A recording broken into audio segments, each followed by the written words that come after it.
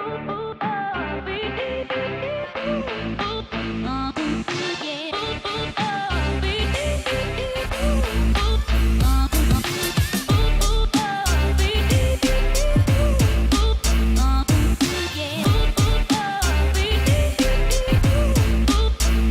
am here on the Livestream Lounge, ready to bring up my first guest, and that is Brett Joyce. He is the president of Rogue Ales and Spirits out in the Pacific Northwest, beautiful Oregon. He is going to be joining me here in a second. Just wanted to say thank you to the National Beer Wholesalers Association and to Siemens for sponsoring our Livestream Lounge.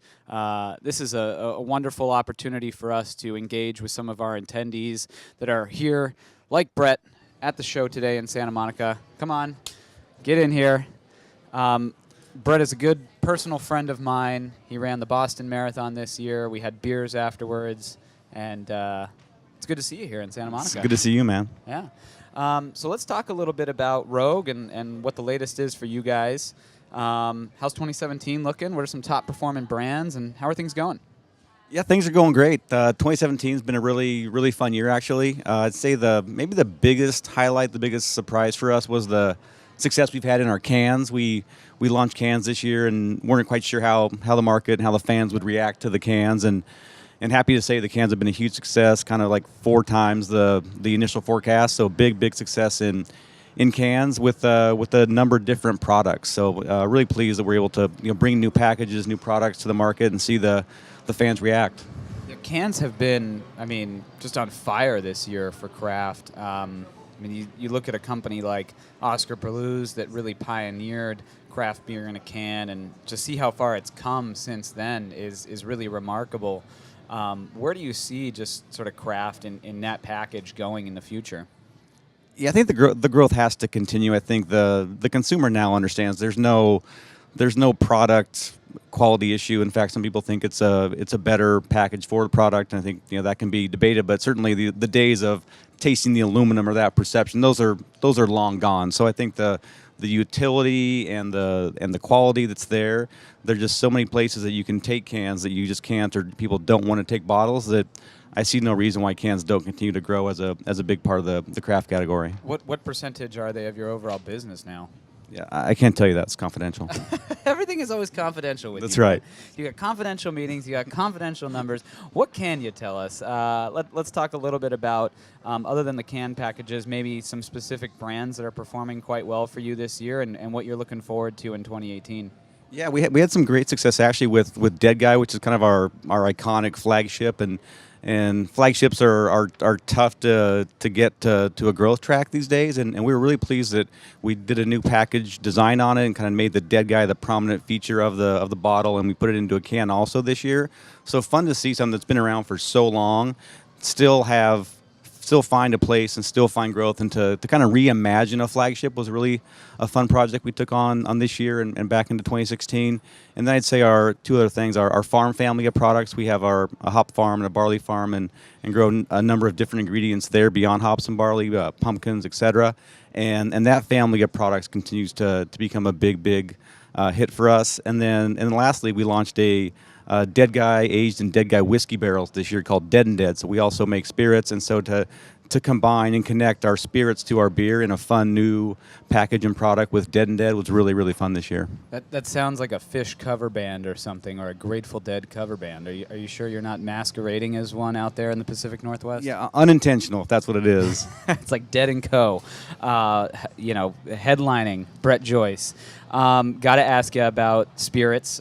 You mentioned aging Dead Guy in the whiskey barrels. How's the distilling business going for Rogue? And we're seeing some more craft brewers as well as some large brewers start to think about getting into that space. What do you think about the sort of idea of diversifying into multiple categories, particularly in spirits? Yeah, we've been doing spirits for over a decade now, so we really have fun with the process of creating and innovating through spirits. We don't kind of on a financial level, we're insane to do it. We don't make any money at it, but we enjoy the creation and the how the spirits cross pollinate with the beers as well. So for us, it's all about daring and risking and dreaming and having the courage to try something that's hard and not really connected to the core, which is our beer business. And I think for us, that's the fun. The fun is the journey, and the fun is the creativity. And we're glad to be making spirits. It's I don't think it's going to be a huge business for us, but certainly it's a source of creativity and inspiration. You don't want to grow that anything larger than it is long term, or? Oh no, I'd love to grow up. I think the reality for us is we're going to be centered around being a brewery first, and the spirits.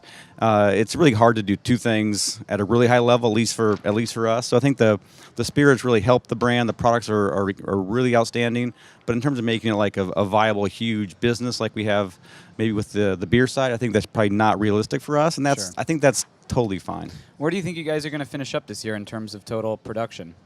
Yeah, I can't talk about that. It's confidential, Chris. Oh man, you're putting me through the ringer here, Brett. No, we're gonna we're not sure where it's gonna end up. It's gonna be right around where we were last year, 100,000 barrels in that range. And for us, the numbers are just a result of doing great things for the brand and coming out with new ideas. And we're really not focused on. I mean, it's gonna sound crazy. We're not focused on size.